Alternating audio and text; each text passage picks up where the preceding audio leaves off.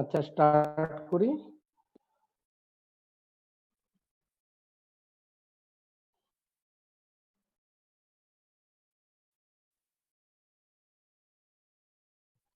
আপনাদের একটা আমি এই ছবি দেখাই।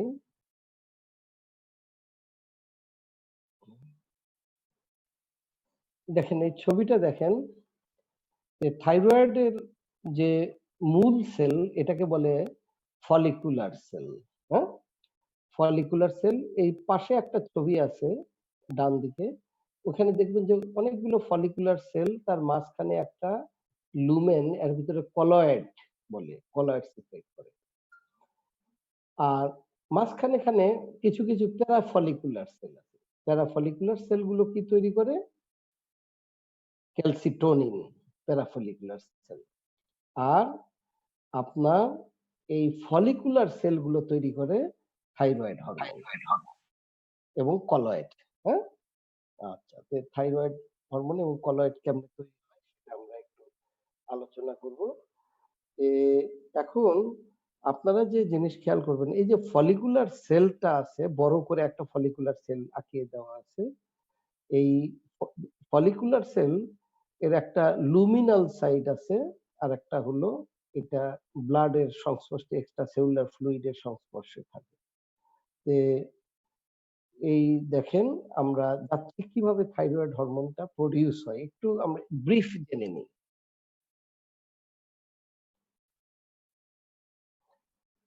ফার্স্ট অফ অল, মানে thyroglobulin is synthesized and secreted into the colloid. Follicular cell কি করে? থাইরোগ্লোবিউলিনটা সিনথেসিস করে এবং it secretes থাইরোগ্লোবিউলিন into the colloid, কলয়েডের ভিতরে সিক্রিট করে দেয়। এবং তারপরে অ্যাকচুয়ালি আপনার এই ব্লাড থেকে হয় কি, iodide is actively transported into the follicular cell. আয়োডাইডটা ফলিকুলার সেলে চলে আসে, এটাকে বলি আয়োডাইড ট্র্যাপিং।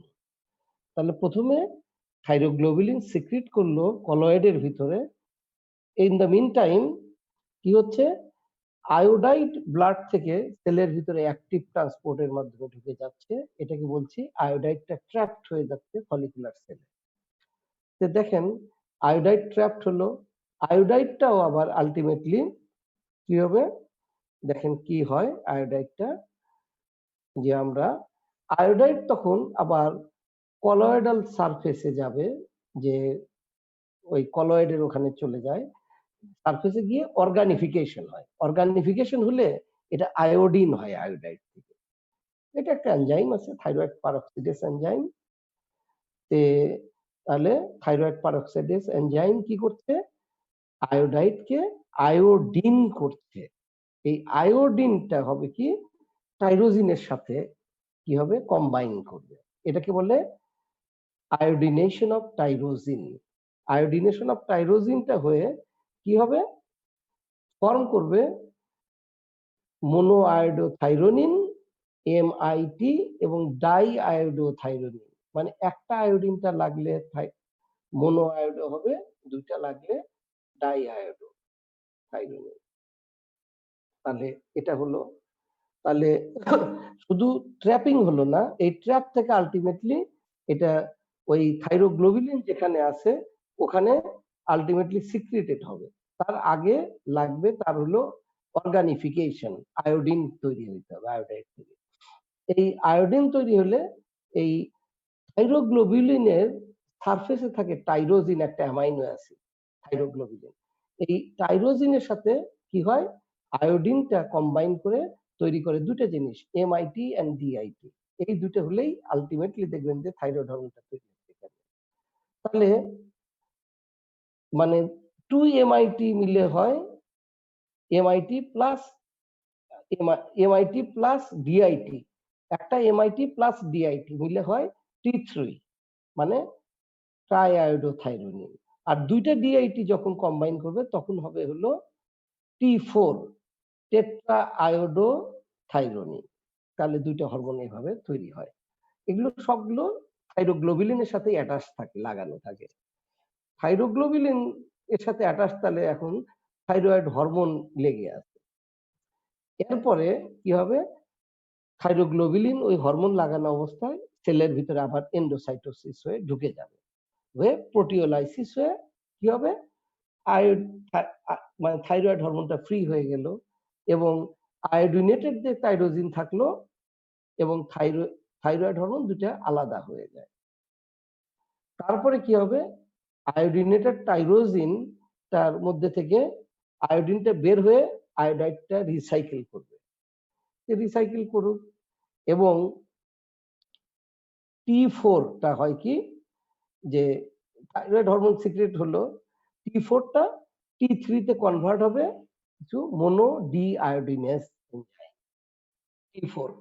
T4টা কনভার্টেড হবে mono deiodo enzyme, deiodinase এনজাইমের মাধ্যমে T3 তৈরি হবে, T4 থেকে T3। আলটিমেটলি দেখা যায় কি, T3 T4 যখন মানে সিক্রেট হলো, এই T3 T4 এটা thyroid binding, thyroid hormone binding globulin এর সাথে বাইন্ড করে টিবিসি, এবং দেখা যায় যে only less than 1% remain free. এই ফ্রি থাইরয়েড হরমোনটা কিন্তু অ্যাক্টিভ, আর 99% থাকে বাউন্ড ফর্মে প্রোটিনের সাথে। প্রোটিনের সাথে বাউন্ড ফর্মেটটা কোনো কাজে দেয় না, ফ্রি হরমোনটা কাজে দেয়। তাহলে যতটুকু ফ্রি থাকে তার মানে 99% বেশি থাকে হলো বাউন্ড, যেটা শরীরে কাজে দিবে না। তাহলে আমরা এইটুকু থাইরয়েড হরমোন সিনথেসিস, এটা খুব সিম্পল। মানে ফার্স্টে থাইরোগ্লোবুলিন সিনথেসিস হতে হবে এবং এটা ফলিকুলার সেল সিনথেসিস করে কলয়েডে সিক্রিট করে, আয়োডাইডটা ব্লাড থেকে ট্র্যাপড হবে সেলের ভিতরে, আয়োডাইডটা অর্গানিফিকেশন হবে, অর্গানিফিকেশনের মাধ্যমে কি হবে, ওই যে থাইরোগ্লোবুলিনের সাথে টাইরোজিন ছিল, এই টাইরোজিনের সাথে কি এই অর্গানিফিকেশন অফ আয়োডিনটা যেটা হলো, এটা কি কম্বাইন করে এমআইটি এবং ডিআইটি তৈরি করে। একটা এমআইটি প্লাস একটা ডিআইটি মিলে T3 হয়, দুইটা ডিআইটি মিলে হয় T4। তাহলে তৈরি হয়ে গেল থাইরোগ্লোবিনের সাথে হরমোন, এটা ভিতরে ঢুকে যায় এন্ডোসাইটোসিস, প্রোটিওলাইসিস হয়ে হরমোনটা ফ্রি হয়ে যায়, আয়োডাইডটা কি হয়ে যায়, আবার রিইউজ হয়ে যায়। এবং লাস্টলি T4টা যে তৈরি করলো আর T3 কিছু তৈরি করছে, কিন্তু most of the T4 converted হয়ে যাচ্ছে T3-তে। T3 হলো সবচেয়ে অ্যাক্টিভ হরমোন এবং যেগুলো সিক্রেট হচ্ছে T4 T3, এগুলো ম্যাক্সিমাম 99% থাইরয়েড বাইন্ডিং গ্লোবুলিনের সাথে অ্যাটাচড থাকে এবং লেস দেন 1% ফ্রি থাকে। এই 1%ই শরীরে কাজ করে, মেটাবলিজম বাড়ায় দেয়, সিম্প্যাথেটিক অ্যাক্টিভিটি বাড়ায় দেয়, ঠিক আছে। এই কাজগুলো অনেক কাজগুলো করে এটা মেটাবলিজমে। এখন আসেন আমরা থাইরয়েড হরমোন বললাম কিভাবে তৈরি হয়। এখন হলো আপনার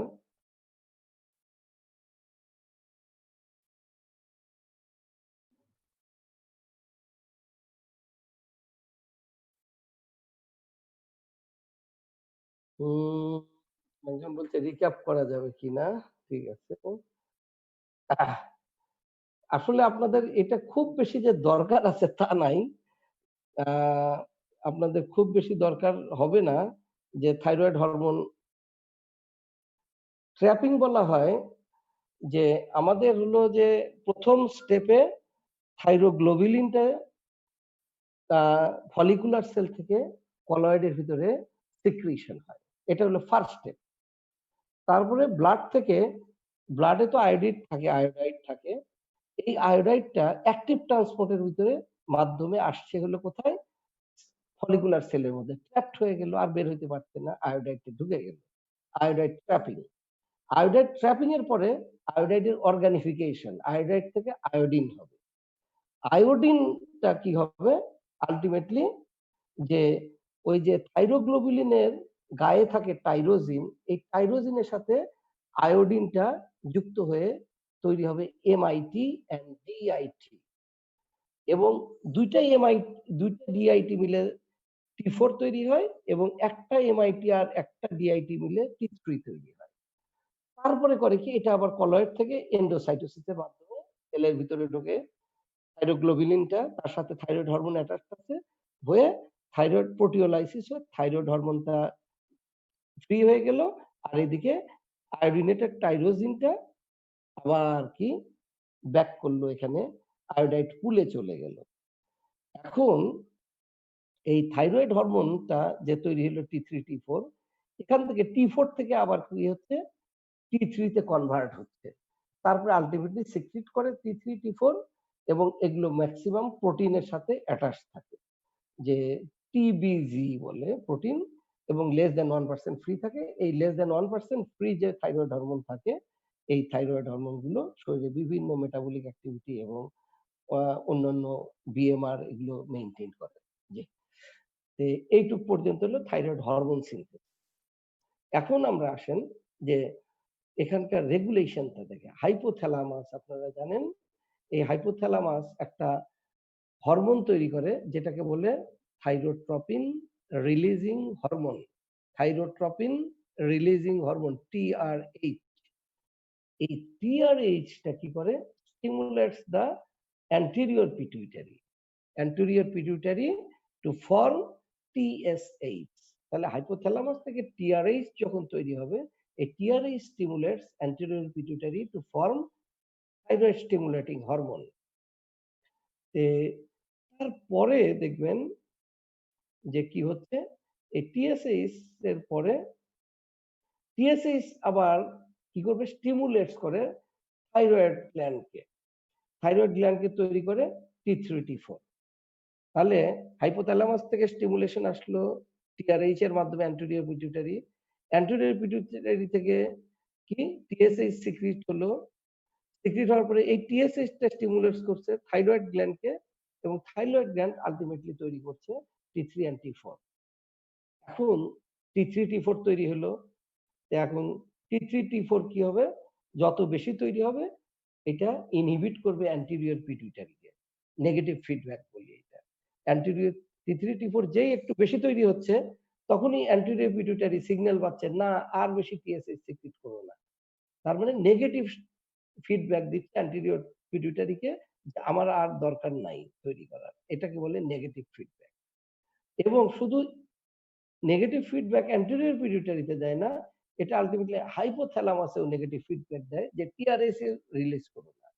তাহলে TRH রিলিজ না করলে এবং TSH রিলিজ না হলে আলটিমেটলি থাইরয়েড মানে আলটিমেটলি স্টিমুলেটেড হবে না, T3 T4 বেশি সিক্রিট হবে না, যতটুকু পরিমাণ ততটুকু।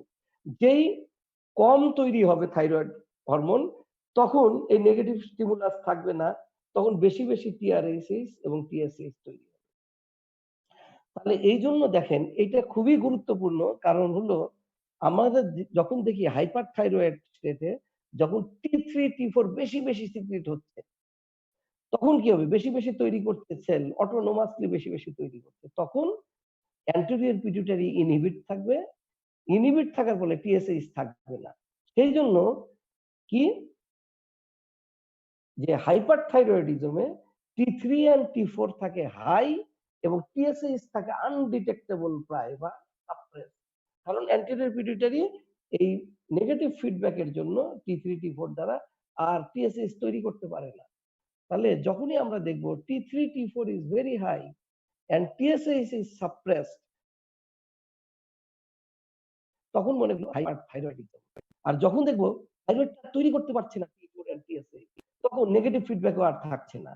না থাকার পরে হাইপোথ্যালামাস বেশি বেশি TRH তৈরি করছে, অ্যান্টেরিয়র পিটুইটারি বেশি বেশি TSH তৈরি হচ্ছে, এবং থাইরয়েড কি আবার তৈরি করার চেষ্টা করছে T3 T4, কিন্তু গ্ল্যান্ড ফেইলিউর হলে আর তৈরি করতে পারছে না। তাহলে হাইপোথাইরয়েডিজম এই জন্য হয় কি, T3 T4 থাকে লো কিন্তু TSH থাকে হাই। জি, বুঝতে পারছেন এই জিনিসটা? এটা বুঝতে না পারলে কোনো কিছুই বোঝা যাবে না। আচ্ছা, ঠিক আছে। তাহলে আমরা জানলাম যে হাইপোথাইরয়েডিজে T3 T4 লো থাকে এবং TSH থাকবে হাই, আর হাইপারথাইরয়েডিজমে থাকবে T3 T4 হাই, TSH থাকবে আনডিটেক্টেবল অর সাপ্রেসড। দেখেন তাহলে যখন থাইরয়েড গ্ল্যান্ডটা হরমোন তৈরি করতে পারছে না, তখন আমরা তাকে বলছি হাইপোথাইরয়েডিজম। যখন বেশি তৈরি করছে তখন আমরা বলছি কি হাইপারথাইরয়েডিজম। নেক্সট আমরা যাই। এই ছবিটা যদি বুঝতে পারেন তাহলে এটার মেকানিজমটা বুঝে ফেলছেন মনে করি। দেখেন এখানে 3টা দাগ দেওয়া আছে। আমার কলমটা তো দেখা যায় না, দেখা যায়? স্ক্রিনে তো ধরেছি, পেন দেখা যায়? না স্যার। দেখা যায়? আচ্ছা ঠিক না আছে। স্যার। আচ্ছা তাহলে আমি বলছি, আপনারা ডেসক্রাইব দিচ্ছি। দেখেন যে এখানে 3টা কালার আছে না? একটা আছে ব্রাউন, হ্যাঁ? আচ্ছা, আরেকটা আছে গ্রিন, আরেকটা আছে মানে স্কাই কালার বা ব্লু কালার, হ্যাঁ? আচ্ছা, এই ব্রাউনটা হলো টিএসএইচ আর এই গ্রিনটা হলো T3 লেভেল আর ব্লুটা হলো T4 লেভেল। দেখেন ইউথাইরয়েড যখন ছিল তখন যে মাঝখানের ঘরটা হলো নরমাল রেঞ্জ, উপরেরটা হলো বেশি সিক্রেশন আর নিচেরটা হলো কম সিক্রেশন। 3টা বক্স দেওয়া আছে তো, তাই না? প্রথমে প্রত্যেকটা বক্স হলো উপরেরটা বেশি সিক্রেশন, মাঝখানের বক্সটা নরমাল আর নিচের বক্সটা হলো হাইপো। তাহলে যখন ইউথাইরয়েড স্টেজে আছে তখন টিএসএইচ ও নরমাল আছে, T3 T4 ও নরমাল আছে। তারপরে আসে মাইল্ড থাইরয়েড ফেইলিউর। দেখেন মাইল্ড থাইরয়েড ফেইলিউরে টিএসএইচটা কিন্তু বেড়ে যাচ্ছে একটু, হ্যাঁ? এবং ওভার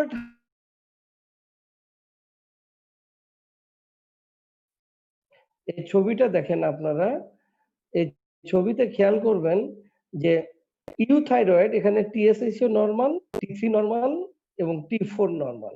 কিন্তু যখন মাইল্ড থাইরয়েড ফেইলিউর আছে, এই মাইল্ড থাইরয়েড ফেইলিউরে টিএসএইচ কিন্তু নরমাল লেভেলে বেড়ে গেছে এইটুকু পর্যন্ত, এবং ওভারডে আরো বাড়ছে টিএসএইচ। কিন্তু মাইল্ড থাইরয়েড ফেইলিউর যেটুকু আছে T3 T4 কিন্তু নরমাল আছে, কিন্তু T3 এর চেয়ে T4 টা কিন্তু কমে গেছে বেশি। তাহলে মানে দেখেন mild thyroid ফেইলিউরে T3 T4 normal থাকে কিন্তু টিএসএইচ কিন্তু বেশি থাকে। তাহলে যখন আমরা দেখব যে টিএসএইচ একটু বেশি আছে কিন্তু T3 T4 হলো নরমাল, তখন বুঝবো যে এটাকে বলে সাবক্লিনিক্যাল হাইপোথাইরয়েডিজম। মানে ল্যাবরেটরিতে দেখছি টিএসএইচ বাড়ছে, তার মানে হাইপোথাইরয়েডিজমের ফেভারে, কিন্তু T3 T4 এখনো নরমাল লেভেলের নিচে যায় না এই রেঞ্জের। এটা কি বলে সাবক্লিনিক্যাল হাইপারথাইরয়েডিজম বা মাইল্ড থাইরয়েড ফেইলিউর। আর পরের স্টেজে গিয়ে টিএসএইচ অনেক বাড়বে, T3 T4 ও কমবে। তবে একটা জিনিস দেখেন, প্রাথমিক পর্যায়ে কি হয়, T4 টা বেশি কমে দেন দ্য T3। মানে সবসময় থাইরয়েড চায় যে অ্যাক্টিভ হরমোন মেইনটেইন করে কি থাকে, অ্যাক্টিভ হরমোন মেইনটেইন করে কাজ চলবে। T4 এর চেয়ে তো T3 অ্যাক্টিভ, এই জন্য T4 থেকে T3 কনভার্সন বেশি হয়। T4 থেকে T3 কনভার্সন যখনই কমে যাবে থাইরয়েড হরমোনের লেভেল, তখন দেখবেন যে T4 থেকে T3 কনভার্সন বেশি হবে, সেই জন্য T3 পরে কমে, সবচাইতে আগে কমে T4। তাহলে হাইপোথাইরয়েডিজমে যদি আপনি 2টা পরীক্ষাও করেন তাহলে একটা টিএসএইচ মাস্ট করতে হবে, এটা বাড়লো কিনা এটার উপরে হাইপোথাইরয়েডিজম। আর T3 T4 এর মধ্যে করলে কোনটা করবেন? T4, কারণ T4 টাই প্রথম কমে দেন দ্য T3। কারণ থাইরয়েড সবসময় মেইনটেইন করার চেষ্টা করে T3 টাকে নরমাল রেখে কনভার্সনটা বাড়িয়ে নরমাল অ্যাক্টিভিটি ইয়ে করার জন্য। এটা কি বুঝছেন আপনারা? হ্যালো? জি স্যার, বুঝছি। আচ্ছা তাহলে আমাদের সেজন্য আমরা যদি বলে আপনাকে মানে থাইরয়েড ফাংশন টেস্ট করলে হাইপোথাইরয়েড দেখার জন্য কোন 2টা পাঠাবেন? আপনারা বলবেন টিএসএইচ এন্ড T4, ঠিক আছে? এখন খেয়াল করবেন যে কিছু কিছু কন্ডিশন থাকে, যেমন প্রেগন্যান্সিতে প্রোটিন বাইন্ডিংটা ভ্যারি করে, ঠিক আছে? তারপরে হাইপোঅ্যালবুমিনিমিয়া, যেরকম nephrotic syndrome, chronic liver disease, এগুলোতে কি হয়, প্রোটিন বাইন্ডিংটা ভ্যারি করে। তাহলে দেখা গেল যে প্রেগন্যান্সিতে প্রোটিন বেশি, টিবিজি বেশি হচ্ছে, ঠিক আছে? তাহলে থাইরয়েড হরমোন গুলো কি এই থাইরয়েড বাইন্ডিং গ্লোবুলিনের সাথে বেশি বেশি আপনার লাগানো থাকছে। যে আপনারা যখন টোটাল থাইরয়েড হরমোন T4 মাপেন, তখন তো দেখা যায় তাহলে থাইরয়েড হরমোনটা বেশি। কিন্তু TSH নরমাল আছে। তার মানে কি? তার মানে তো এই না যে অ্যাক্টিভ হরমোন বেশি। কিন্তু এই থাইরয়েড হরমোন বেশি থাকলেও ফ্রি হরমোন কিন্তু একই রকম থাকে সবসময়। যে সেজন্য যখনই দেখবেন যে প্রোটিনের সমস্যা যেগুলো ডিজিজে হয়, যেরকম pregnancy, multiple myeloma, nephrotic syndrome, ঠিক আছে? অথবা হলো ক্রনিক লিভার ডিজিজ, এইগুলোতে আপনার সবসময় আমরা যে T3 T4 যে করব এটা করব না। আমরা কি করব? ফ্রি T3, যে ফ্রি T3 T4 টা কেমন আছে? বোঝা গেছে? কারণ এটাই হলো অ্যাক্টিভ হরমোন। কিন্তু আমার যে নরমাল পেশেন্টের কাছে আমি T3 T4 ও করতে পারি অথবা FT3 FT4 ও করতে পারি, ফ্রি T4। তাহলে যেখানে প্রোটিনের সমস্যা হয়, যেরকম প্রোটিন কনটেন্টের সমস্যা হয় ব্লাডে, কোথায়? মাল্টিপল মায়োলোমা, প্রোটিন কনটেন্ট বেড়ে যায় কিছু কিছু। তারপরে কমে যায় কোথায়? Nephrotic syndrome, chronic liver disease, hypoalbuminaemia হয়। তারপরে হলো আপনার প্রেগন্যান্সিতে বাড়ে এই থাইরয়েড বাইন্ডিং গ্লোবুলিন। তাহলে এগুলো ক্ষেত্রে আমাদের যদি ল্যাবরেটরিতে টেস্ট পাঠাইতে হয়, টিএসএইচ তো পাঠাবো, তার সাথে FT3 মানে ফ্রি T3 T4 পাঠাবো। কারণ এগুলো তখন টোটাল T3 T4 পাঠালে এটা রিফ্লেক্ট করবে না, মানে ফ্রি কতটুকু আছে এইটুকু আমি ইনভেস্টিগেশনটা আগেই বলে দিলাম, এটা দেখায়। এখন হাইপোথাইরয়েডিজম দুই প্রকার। একটা হলো প্রাইমারি। শোনেন, প্রাইমারি মানে মনে রাখবেন এটা disease of the thyroid gland. এখানে প্রাইমারি হাইপোথাইরয়েডিজম মানে হাইপোথাইরয়েডিজম প্রাইমারি কারণ হলো কি? থাইরয়েড ডিজিজের মধ্যে, থাইরয়েড গ্ল্যান্ডের ভিতরে ডিজিজ। তাহলে আমরা প্রাইমারি হাইপোথাইরয়েডের প্রবলেম হলো থাইরয়েডে, এবং এর ফলে থাইরয়েডটা মধ্যে thyroid cannot secrete T3 T4 adequately, ঠিক আছে? কিন্তু অ্যান্টেরিয়র পিটুইটারি এবং হাইপোথ্যালামাস কিন্তু ভালো আছে, ঠিক আছে? অ্যান্টেরিয়র পিটুইটারি আর হাইপোথ্যালামাস ভালো থাকলে T3 T4 কমে যাবে, আর নেগেটিভ ফিডব্যাকের মাধ্যমে কি TSH টা বেড়ে যাবে। তাহলে প্রাইমারি হাইপোথাইরয়েডিজমে T3 T4 কম থাকে, TSH বাড়ে। আর পিটুইটারি যদি কারণ হয়, যে কোনো কারণে ধরেন পিটুইটারি হরমোন তৈরি হইতে পারছে না, অ্যান্টেরিয়র পিটুইটারি, তখন কি হবে? TSH কমে যাবে, হ্যাঁ? TSH কমে গেলে, TSH সিক্রেশন কমে গেলে কি হবে? ও আচ্ছা, এটা প্রাইমারিটাই বলছি। এটা আল্টিমেটলি সবগুলো মানে আমি আগেই বলে ফেলছি। তারপরে দেখায় দিচ্ছি যে ওই একই কথা আমি বললাম। ওই যে থাইরয়েড গ্ল্যান্ডের সমস্যা হলে T3 T4 কমে, কিন্তু পিটুইটারি এবং হাইপোথ্যালামাস নরমাল থাকে। ফলে নেগেটিভ ফিডব্যাকটা তো আর পাচ্ছে না, TSH সিক্রেশন বেশি বেশি হচ্ছে। মানে প্রাইমারি হাইপোথাইরয়েডিজম T3 T4 বাড়ে, T কমে, TSH টা সিক্রেশন বাড়ে, পিটুইটারি বাড়ে। এটাই বুঝাতে চেয়েছি। আর সেকেন্ডারি হাইপোথাইরয়েডিজমে ২ টা জায়গায় সমস্যা হতে পারে। হইতে পারে পিটুইটারি বা হাইপোথ্যালামাসের দিকে। ফলে এগুলো কি করতে পারছে না? টিআরএসএইচ, টিআরএইচ এবং টিএসএইচ সিক্রেশন করতে পারছে না। মানে টিএসএইচ ভালো করে সিক্রেশন হচ্ছে না পিটুইটারিতে। টিএসএইচ যদি সিক্রেশন না হতে পারে, তাহলে থাইরয়েড গ্ল্যান্ড থেকে T3 T4 ও সিক্রেশন হতে পারবে না। ঠিক আছে? তখন হবে কি? এখানে কিন্তু থাইরয়েডটা নরমাল, কিন্তু টিএসএইচ কমের জন্য কি T3 T4 থাইরয়েড থেকে সিক্রেট হতে পারছে না, কিন্তু থাইরয়েডটা নরমাল। তাহলে আমার দেখি যে প্রাইমারি হাইপোথাইরয়েডিজম তাহলে disease of the thyroid gland, এখানে T3 T4 কম থাকে, TSH বেশি থাকে। আর secondary hypothyroidism disease of the pituitary or hypothalamus, এখানে TSH সিক্রেশন কম থাকে এবং T3 T4 ও কম থাকে। সেকেন্ডারি কিন্তু উপরে, সেকেন্ডারি নিচে না, সেকেন্ডারি ব্রেইনের ভিতরে। আর প্রাইমারিটা থাইরয়েড গ্ল্যান্ড, এইটুকু মনে রাখলে হবে primary. Secondary hypothyroidism is very rare. Secondary যেটা পিটুইটারি হাইপোথ্যালামাস এবং এই দুটা ভেরি রেয়ার ডিজিজ, ঠিক আছে? কিন্তু primary hypothyroidism disease of thyroid is more common. এখন আমরা আসি যে হাইপোথাইরয়েডিজমের কারণ কি কি। মোস্ট অফ দ্য কারণ হলো অটো ইমিউন। অটো ইমিউন মানে অটো ইমিউনের মধ্যে একটা খুব কমন কারণ স্পন্টেনিয়াস অ্যাট্রফিক হাইপোথাইরয়েডিজম। এইটা হলো সবচাইতে কমন, ঠিক আছে? Auto immune. আর কিছু হচ্ছে আয়াট্রোজেনিক।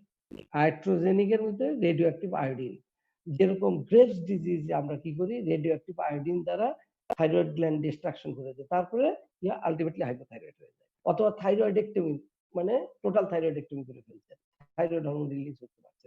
অথবা ড্রাগস, অ্যান্টি থাইরয়েড ড্রাগস। তাহলে অটোইমিউনের মধ্যে মোস্ট কমন হলো স্পন্টেনিয়াস অ্যাট্রফি, আর কিছু হতে পারে হাশিমোটোস থাইরয়েডাইটিস বলে। এখানে টক্সিকোসিস হতে পারে, হাইপোথাইরয়েডিজম হতে পারে। আর Graves disease with TSH receptor blocking antibody. Graves disease তো সাধারণত হয় হাইপারথাইরয়েডিজম, কিন্তু এটা স্টিমুলেটিং অ্যান্টিবডির পরিবর্তে যখন ব্লকিং অ্যান্টিবডি তৈরি করে টিএসএইচ এর, তখন হয় কি এটা হাইপোথাইরয়েড ডেভেলপ করে।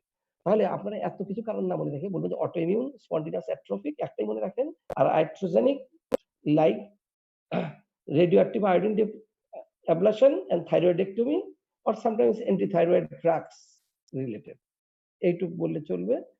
আর যদি কিছু বলতে চান, আরেকটা বললেন ট্রানজিয়েন্ট থাইরয়েডাইটিস, যেটাকে বলে ডিকুয়ারভেন্স থাইরয়েডাইটিস অথবা পোস্টপার্টাম থাইরয়েডাইটিস।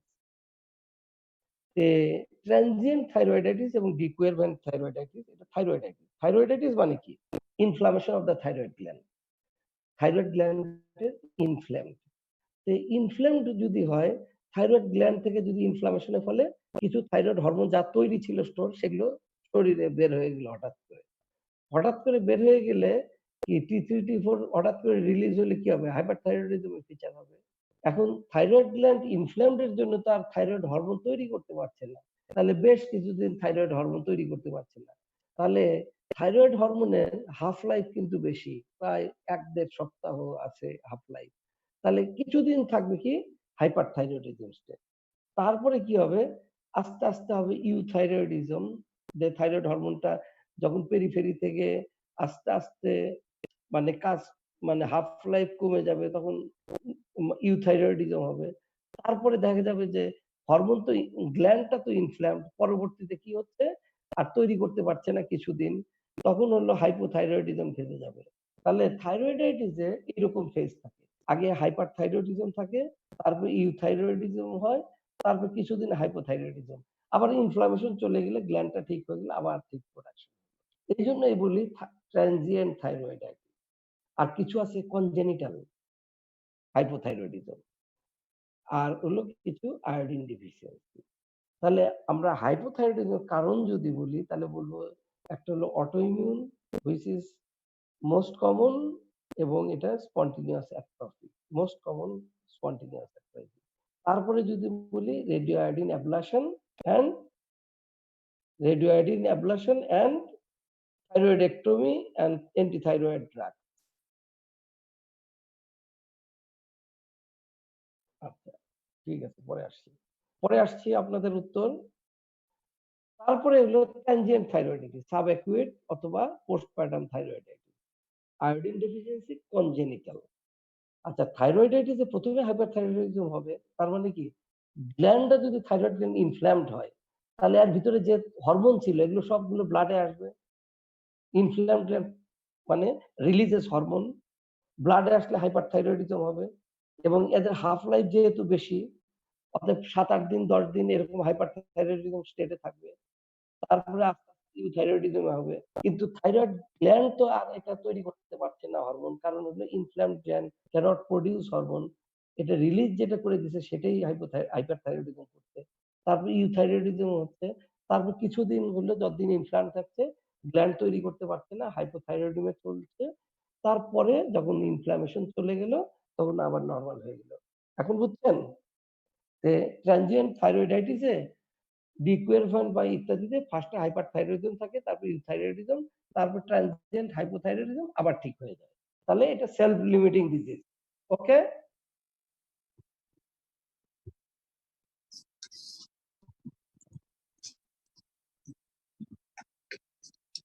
ওকে, তাহলে আমরা কারণ বুঝলাম। এখন কারণ পরে সেকেন্ডারি, এটা প্রাইমারি কারণ বললাম, সেকেন্ডারি হাইপোথাইরয়েডিজম আমি তো বলেছি পিটুইটারি অথবা হাইপোথ্যালামাসের সমস্যা। তাহলে পিটুইটারি অথবা হাইপোথ্যালামাস এর যদি টিউমার হয় হতে পারে, অথবা অ্যান্টেরিয়র পিটুইটারি থেকে কি হচ্ছে, টিএসএইচ ডেফিসিয়েন্সি, আইসোলেটেড হরমোন তৈরি হচ্ছে না। আর একটা মোস্ট কমন কারণ হলো এখানে শিহান সিনড্রোম বলি, এটা পিটুইটারি নেক্রোসিস। মানে প্রেগনেন্সিতে হয় কি, প্রেগনেন্সিতে আপনারা জানেন যে প্লাসেন্টাল যে হরমোন আছে, এই প্লাসেন্টাল হরমোন গুলো কি করে, যে পিটুইটারি গ্ল্যান্ডের উপরে কাজ করে, করে গ্ল্যান্ডটাকে বড় করে দেয়। বড় করে দিলে ব্লাড সাপ্লাই তো আর বাড়ে না। তাহলে যখন যদি পোস্টপার্টাম পিরিয়ডে যদি ব্লিডিং হয়, তাহলে এই যে বড় গ্ল্যান্ডে হঠাৎ করে দেখা যায় যে ইসকেমিয়া ডেভেলপ করে, তখন এটাকে বলে শিহান সিনড্রোম বা পিটুইটারি নেক্রোসিস হয়। তাহলে মোস্ট ইম্পর্টেন্ট কারণ হলো যে সেকেন্ডারি হাইপোথাইরয়েডিজমের কি, যে শিহান সিনড্রোম। আর কি হচ্ছে, pituitary or hypothalamic neoplasm or sometimes isolated TSH deficiency which is very very rare. তাহলে এগুলো হলো সেকেন্ডারি হাইপোথাইরয়েডিজমের কারণ। যে প্রিভ্যালেন্স অফ হাইপোথাইরয়েডিজম এটা কিন্তু খুব বেশি না, এটা খুব কম, এবং ফিমেলদের হাইপোথাইরয়েডিজম বেশি হয় দেন দ্য মেল। ঠিক আছে, প্রায় 6 times more in common in female than male, and prevalence is near about 1:100. আবার রিপিট করতে, শিয়ান সিনড্রোম হচ্ছে এটা পোস্টপার্টাম পিটুইটারি নেক্রোসিস। মানে যখন মানে প্রেগনেন্সিতে পিটুইটারি গ্ল্যান্ডের বড় হয়, কারণ কিছু প্লাসেন্টাল হরমোনের কারণে পিটুইটারি গ্ল্যান্ডটা বড় হয়ে যায়। তাহলে কিন্তু পিটুইটারি গ্ল্যান্ডের তো ব্লাড সাপ্লাই বাড়ে না, এই অ্যান্টেরিয়র পিটুইটারি বড় হওয়ার ফলে এর ব্লাড সাপ্লাই বাড়ছে না। তাহলে যখন যদি পোস্টপার্টাম পিরিয়ডে কোনো ব্লিডিং যদি হয়, পারভাজাইনাল ব্লিডিং বা যে কোনো ব্লিডিং হলে হয় কি, যে ওই পিটুইটারি গ্ল্যান্ডটা মানে কি ব্লাড সাপ্লাই তো ক্রিটিক্যালি কমে যায়, কমে গেলে এটা নেক্রোসিস হয়ে যায়। এটা বলে পোস্টপার্টাম পিটুইটারি নেক্রোসিস, যেটার নাম হলো শিহান সিনড্রোম। এটাই শিহান সিনড্রোম। এটা হলো সেকেন্ডারি থাইরয়েড ফেইলিউর। ঠিক আছে, secondary thyroid failure, this is not primary. এটা পিটুইটারি নেক্রোসিসের ফর্ম। আমরা আসেন, আমরা আবার একটু পড়াশোনা শুরু করি।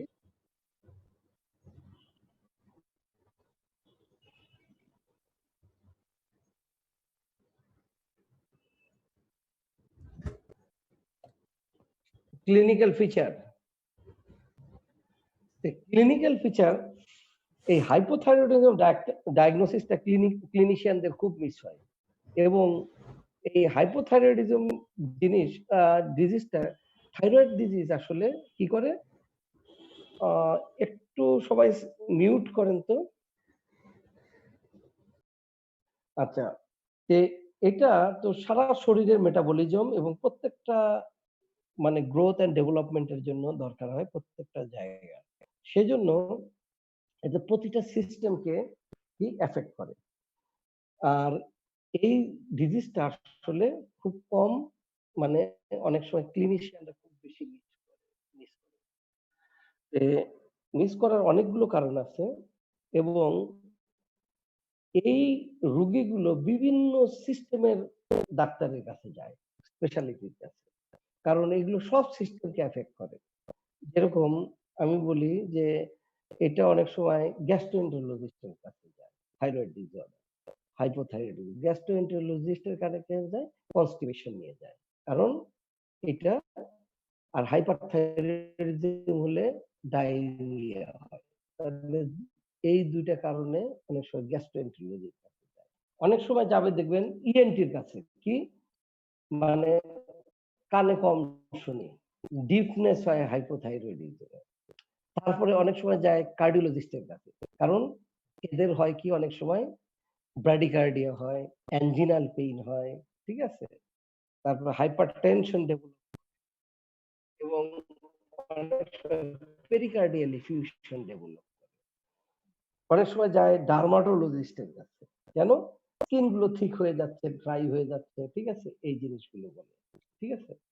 অনেক সময় যায় গাইনোকোলজিস্টের কাছে, কারণ মেনোরেজিয়া হয়। হাইপোথাইরয়েডিজম সাধারণত মেনোরেজিয়া হয়, হাইপারথাইরয়েডিজম হয় অলিগোমেনোরিয়া সাধারণত।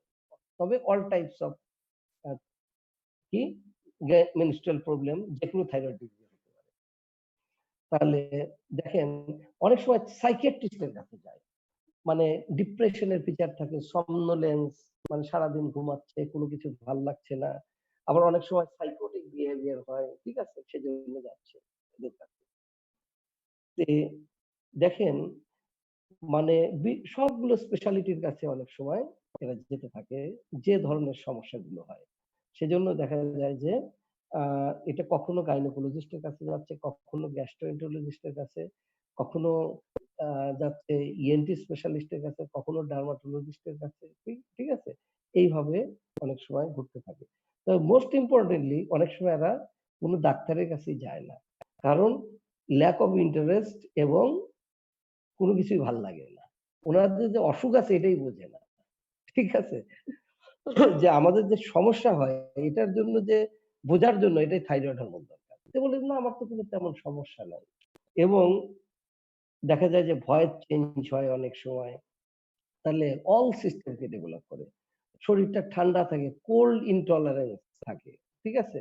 দেখবেন যে গরমের দিনে কাঁথা গায়ে দিয়ে ঘুমাচ্ছে। ঠিক আছে? এটাও একটা কিন্তু হাইপোথাইরয়েডিজম ফিচার।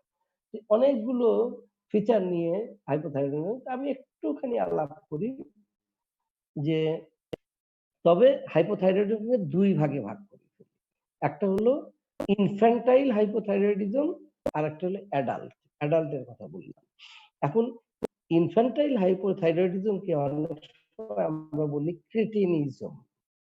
ক্রেটিনিজম বলি, ক্রেটিনিজম। মানে hypothyroidism dating from the birth and resulting developmental anomalies which is known as cretinism. cretinism cretinism এগুলো হয় কি হয় শর্ট স্ট্যাচার দেখবেন, এটাকে পট বেলিজ বলি, প্রোট্রুবারেন্ট অ্যাবডোমেন, এবং দেখবেন যে আম্বেলিক্যাল হার্নিয়া আছে, ঠিক আছে? এবং দেখবেন যে কান্না করছে এরা, হোর্স ক্রাই, এবং তাদের growth retardation, feeding problem, constipation develop করছে, এবং large protuberant tongue, periorbital puffiness, rough skin, এই জিনিসগুলো মাইলস্টোন অফ ডেভেলপমেন্টটা ডিলেইড সবকিছু হয়, এই জিনিসগুলো নিয়ে আসছে। তাহলে এটা বলি আমি ইনফ্যান্টাইল হাইপোথাইরয়েডিজম অর ক্রেটিনিজম, ঠিক আছে? এবং এদের হলো মেন্টাল রিটার্ডেশন থাকে, মেন্টাল রিটার্ডেশন। এই যে ছবিগুলো দেখেন ৩টা বাচ্চা, এই ৩টা বাচ্চার হলো দেখবেন যে পট বেলিস, মানে প্রোটিউবারেন্ট, এই যে মুখ দেখেন পেরিঅরবিটাল পাফিনেস, হ্যাঁ? পেরিঅরবিটাল পাফিনেস, পেরিঅরবিটাল স্কিন গুলো ড্রাই, রাফ, ঠিক আছে? এবং যা দেখবেন যাদের ২০-২৫ বছর হয়ে গেছে কিন্তু এই শো হয়ে গেছে, মানে গ্রোথ রিটার্ডেশন। তাহলে কিছু, কিছু জিনিস বলতে হবে, এবং দেখবেন যে এরা খুব ডাল হয়। কারণ মেন্টাল ডেভেলপমেন্টের জন্য, ব্রেইন ডেভেলপমেন্টের জন্য থাইরয়েড হরমোন খুব এসেনশিয়াল। এখানে আবার দেখিয়ে দিয়েছেন যে প্রোট্রুডেড টাং, এগুলো দিয়েছেন। তাহলে কি, কি হয় আপনার এই ক্রেটিন বেবিদের হয় হলো মাইলস্টোন অফ ডেভেলপমেন্ট ডিলে হয়, শর্ট স্ট্যাচার, প্রোটিউবারেন্ট বা পট বেলিজ বলে, ইভার্টেড আম্বিলিকাস, এবং periorbital puffiness, skin dry and thick. আর কি হয় যে তার কনস্টিপেশন থাকে অনেক সময়, ঠিক আছে? এবং কোর্স এন্ড হোর্স ক্রাই, এবং তাদের কি থাকে যে মানে অনেক সময় বলে যে কানে কম শোনেন এবং ডেভেলপমেন্ট সব ডিলে হয়। তে আমাদের অ্যাডাল্ট হাইপোথাইরয়েডিজম অনেক সময় বলে মিক্সিডিমা। মিক্সিডিমা মিক্সিডিমা বলা হয় যে স্কিন চেঞ্জের জন্য, মানে মিউকোপলিস্যাকারাইড যেটা গ্লাইকোস্যামিনোগ্লাইকান বলে, এটা সাবকিউটেনিয়াস টিস্যুতে জমা হলে এটা ওয়াটার ট্র্যাপ করে এবং থিকেনিং অফ হয়, কিন্তু ইডিমা পাওয়া যায় না। এটাকে বলে মিক্সিডিমা। মানে thick skin but non pitting oedema, এই মিক্সিডিমা। এটা accumulation of mucopolysaccharide in the subcutaneous tissue. এটা হাইড্রোস্ট্যাটিক প্রেসার বেড়ে যাওয়ার জন্য না। এইজন্য মানে চাপ দিলে পিট করে না। ঠিক আছে? পিটিং হয় না। এটাকে বলে মিক্সিডিমা অনেক সময়। সেজন্য অ্যাডাল্ট হাইপোথাইরয়েডিজম আরেকটা নাম হলো মিক্সিডিমা। তাহলে আমি বলেছি যে কি হয়? Weight gain, cold intolerance, somnolence, hoarseness। এজন্য hypothyroidism can be diagnosed over telephone. ওর গলা শুনেই বুঝবেন যে এটা হাইপোথাইরয়েড। মানে মানে স্লো এবং হোর্স একদম ভয়েস। এটা দেখলেই শুনবেন যে ওভার টেলিফোনেও ডায়াগনোসিস করা যায়। কনস্টিপেশন হয়, অ্যাঞ্জিনা, ডিসনিয়া, অনেক সময় ওয়েট গেইন, হোর্স ভয়েস, অনেক সময় গয়টার থাকে। হাইপোথাইরয়েড একটা ইম্পর্টেন্ট জিনিস cardiovascular bradycardia, hypertension, pericardial effusion থাকে অনেক সময়। Neurovascular carpal tunnel syndrome, depression, deafness এগুলোর জন্য অনেক সময় যায় এদিকে। আমি এগুলো সবই বলে ফেলেছি মোটামুটি।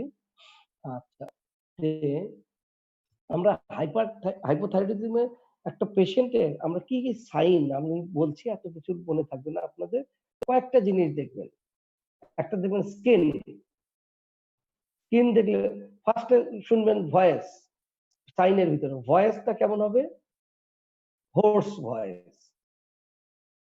সেকেন্ড হলো আপনি তাকাবেন ফেসের দিকে, এটা থাকবে পেরিঅরবিটাল পাফিনেস, দেখবেন যে চোখ দুটো পেরিঅরবিটাল ফুলে আছে। আর তারপরে স্কিন দেখবেন রাফ, ড্রাই, আর কি থিক স্কিন। তারপরে আপনি দেখবেন কি টাংটা দেখবেন যে একটু প্রোটিউবারেন্ট হয়ে যায়। ঠিক আছে?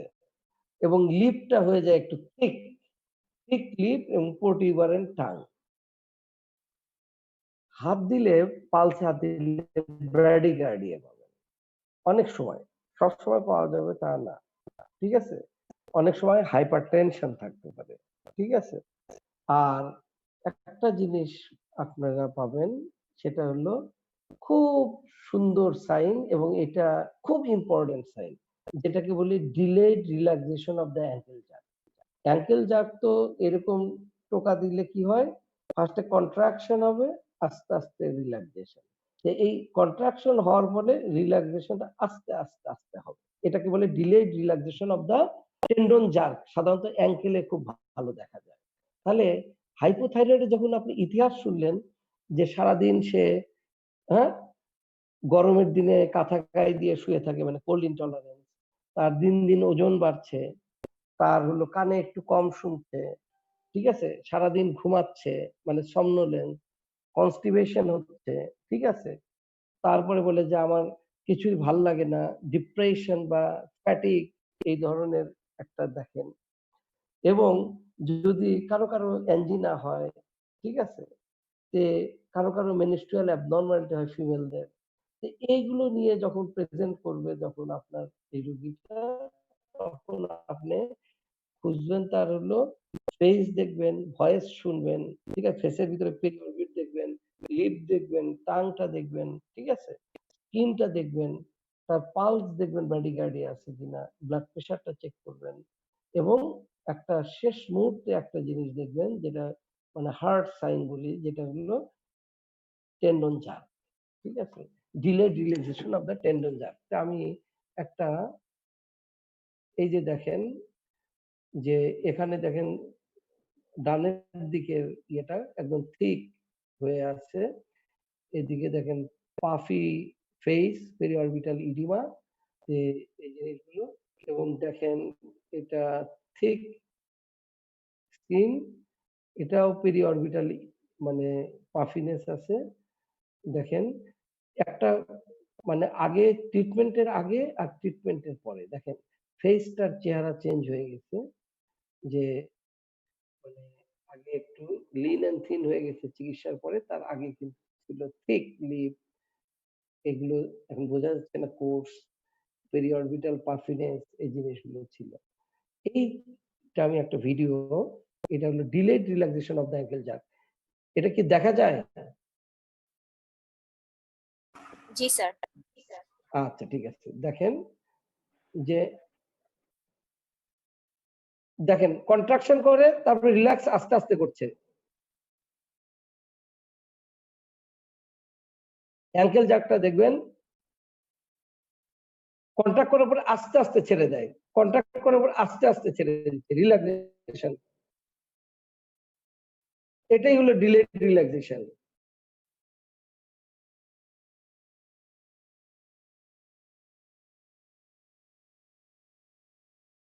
খেয়াল করেছেন? কন্ট্রাক্ট রিল্যাক্স আস্তে আস্তে করছে।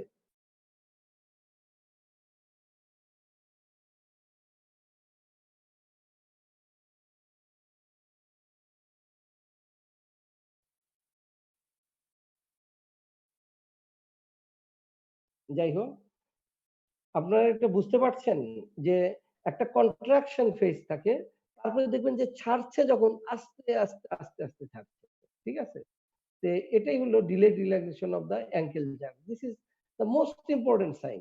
আমরা এই হ্যামার দিয়ে এগুলো শুনলে দেখে বুঝে বলি এটা হাইপোথাইরয়েড। দেখেন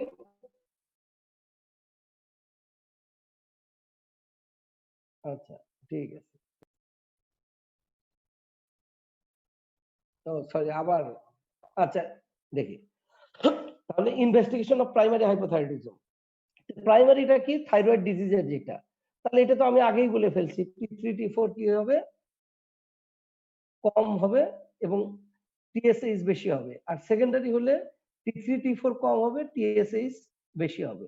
কিন্তু হাইপোথাইরয়েডিজমে অনেক সময় আমরা T3 করিই না, T4 এবং TSH করি।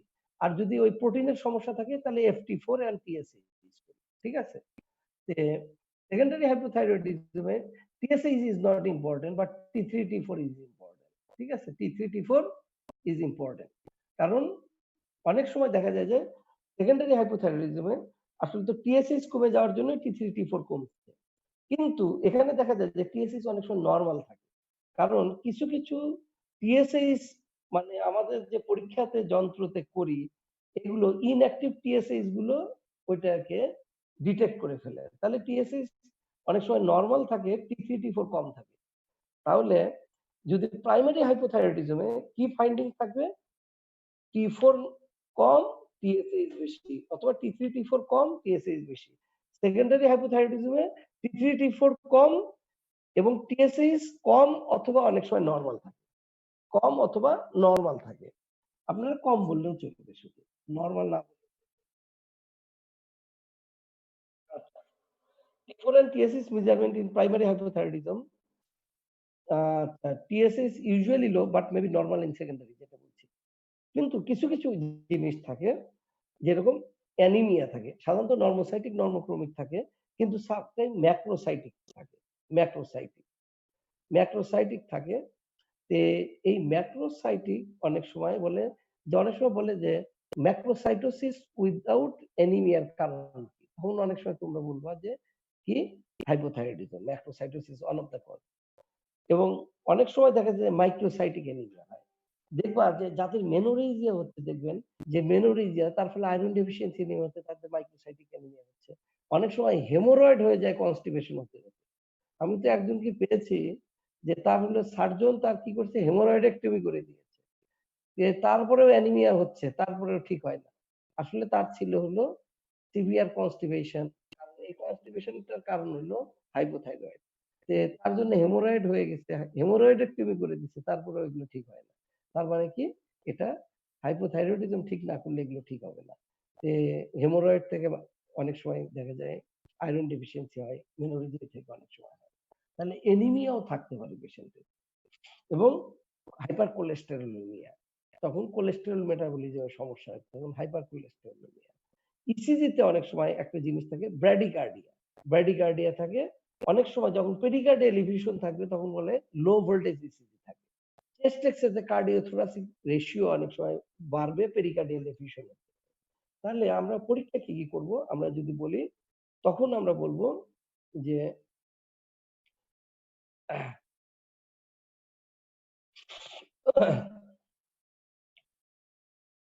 ম্যাক্রোসাইটিক অ্যানিমিয়া হওয়ার কারণ বোঝার দরকার নেই আপনার, মনে রাখবেন শুধু হয় কারণ অনেকগুলো কারণে হয়, কারণ এটা অটো ইমিউন ডিজিজ, অনেক সময় একসাথে পার্নিসিয়াস অ্যানিমিয়া থাকে, পার্নিসিয়াস অ্যানিমিয়াতে ভিটামিন বি12 ডেফিসিয়েন্সি হয়, সেজন্য ম্যাক্রোসাইটিক অ্যানিমিয়া হয়। আর hypothyroidism itself cause sometime macrocytic RBC. তাহলে ম্যাক্রোসাইটিক হতে পারে, ননোসাইটিক নরমক্রমিক হতে পারে, মাইক্রোসাইটিক ব্লিডিং হতে পারে, মানে যে কোনো কিছু হতে পারে। তাহলে আমরা কনফার্ম করবো কি T3, T4 and TSH অথবা T4 and TSH প্রাইমারি ক্ষেত্রে। তাহলে T3, T4 যদি কম থাকে, TSH বেশি থাকে তাহলে প্রাইমারি, T3, T4 যদি কম থাকে, TSH যদি কম থাকে তাহলে বুঝবো সেকেন্ডারি। তাহলে এটা তো কনফার্ম হলাম। কিন্তু অ্যান্সিলারি আর কি কি করলে বুঝতে পারি? অনেক সময় কি হয় যে আপনাকে বলছি যে কোলেস্টেরল বাড়ে, hyper cholesterolaemia, LDL cholesterol, triglyceride এগুলো বাড়ে। অনেক সময় আমরা দেখি কি এই পেশেন্ট গুলোতে ইসিজিতে করলে ব্র্যাডিকার্ডিয়া থাকে, অনেক সময় কি থাকে লো ভোল্টেজ ইসিজি থাকে পেরিকার্ডিয়াল এফিউশন, অনেক সময় হার্ট শ্যাডো ইনক্রিজ থাকে যদি পেরিকার্ডিয়াল এফিউশন থাকে। তাহলে আমরা কিছু কিছু ইনভেস্টিগেশন করলাম, অনেক সময় হিমোগ্লোবিন কম থাকে, ব্লাড ফিল করলে ম্যাক্রোসাইটিক, ননোসাইটিক বা মাইক্রোসাইটিক অ্যানিমিয়া থাকে। তাহলে আমরা এই জিনিসগুলো আপনাদের সাথে শেয়ার করলাম। এখন আসেন আমি যে একটু স্ক্রিনটা আবার আমি শেয়ার করি।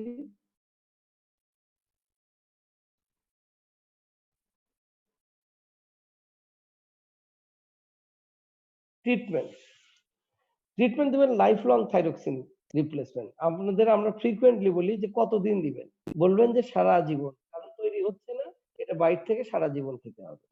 আমরা স্টার্ট করি সাধারণত 50 মাইক্রোগ্রাম পার ডে দিয়ে, এটা 2-3 সপ্তাহ দেই, তারপরে আবার বাড়াই একটু ডোজ, 2-3 সপ্তাহ পরে, 3 সপ্তাহ পরে 100 মাইক্রোগ্রাম, 3 সপ্তাহ করে আস্তে আস্তে বাড়াই, খুব দ্রুত বাড়াই না, এবং ফাইনালি আমরা রাখি 100 to 150 যার যেরকম লাগে। কিন্তু এটা নির্ধারণ করা হবে কিভাবে? করা হবে যেই ডোজে টিএসএইচ নরমাল হয় এবং T3, T4 কি নরমাল রেঞ্জের মধ্যে চলে আসে, টিএসএইচ এবং T3, T4 ইউথাইরয়েডের মধ্যে আসে, সেই ডোজে তাকে লাইফ লং মেইনটেইন করতে হয়। এবং আমরা ফলো আপ করি সাধারণত কি প্রতি বছরে একবার করে থাইরয়েড ফাংশন টেস্ট করে, কিন্তু সারা জীবন খাবে।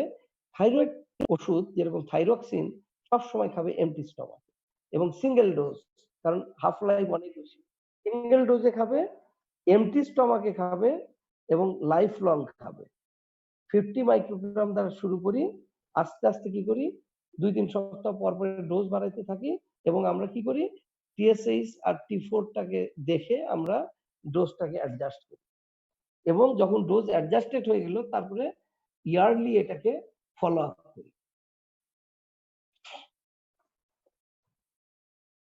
ম্যানেজমেন্ট অফ সেকেন্ডারি হাইপোথাইরয়েডিজম, এটা আমরা সিহান্সের সময় আমরা একটু ভালো করে পড়াবো। এখানে আমি সংক্ষেপে শুধু বলে নেই, এখানে আসলে তো পিটুইটারির সমস্যা, পিটুইটারি অ্যান্টেরিয়র পিটুইটারিতে অনেকগুলো হরমোন আছে, তার মধ্যে একটা টিএসএইচ, তার মধ্যে আরেকটা কর্টিসল, আরেকটা গ্রোথ হরমোন, তাই না? তারপরে কর্টিসল তো না, এসিটিএইচ, তারপর গ্রোথ হরমোন, প্রোল্যাকটিন, তাই না? অনেকগুলো হরমোন আছে। তাহলে আদার হরমোন স্ট্যাটাস গুলো অ্যাসে করে দিতে হয়, কারণ টিউমার হলে বা নেক্রোসিস হলে এটাও যাবে, অন্যান্য হরমোনে যাওয়ার সম্ভাবনা থাকে। এবং শুধুমাত্র থাইরয়েড হরমোন রিপ্লেস করলে চলে না, তার সাথে সাথে অন্যান্য হরমোন গুলো রিপ্লেসমেন্ট দরকার। এখানে একটা ইম্পর্টেন্ট জিনিস আছে যেটা আপনাকে জানতেই হবে ম্যানেজমেন্টের সময়, এমটি স্টমাকে এটা অ্যাবজর্পশন ভালো হয়, কিছু কিছু drug MT স্টমাকে absorption bioavailability.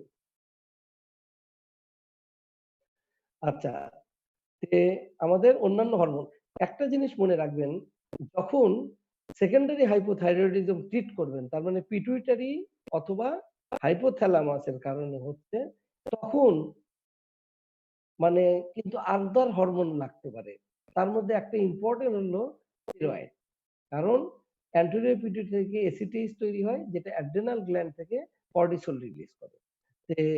Steroid লাগতে পারে, থাইরয়েড হরমোনও লাগতে পারে, দুটাই লাগতে পারে।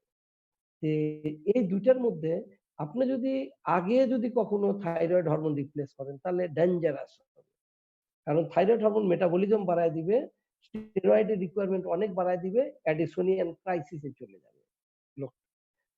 চলে যাবে, হাইপোঅ্যাড্রিনাল ক্রাইসিস।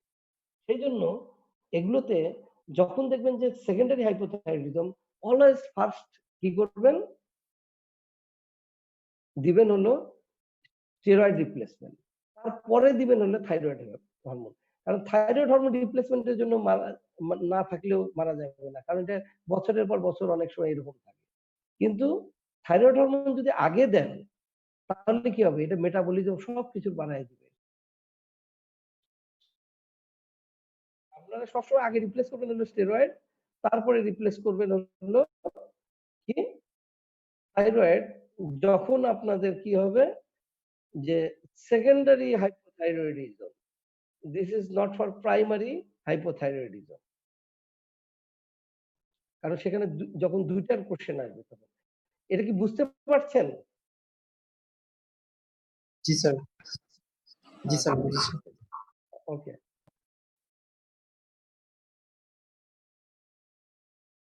কখনোই যখন শিহান সিনড্রোম বা secondary hypothyroidism, first replace steroid then thyroxine. হ্যাঁ, আচ্ছা। এখন আরেকটা কোশ্চেন আছে, প্রবলেম, ইসকেমিক হার্ট ডিজিজ থাকলে কি করবেন?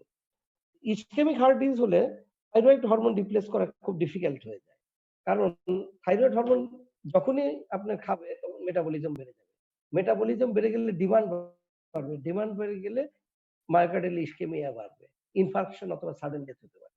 এই জন্য এখানে আমরা কি করব, থাইরক্সিন রিপ্লেস করব যে লো ডোজে 50 মাইক্রোগ্রাম না দিয়ে 25 মাইক্রোগ্রাম পার ডে দিব, এবং আস্তে আস্তে বাড়াবো।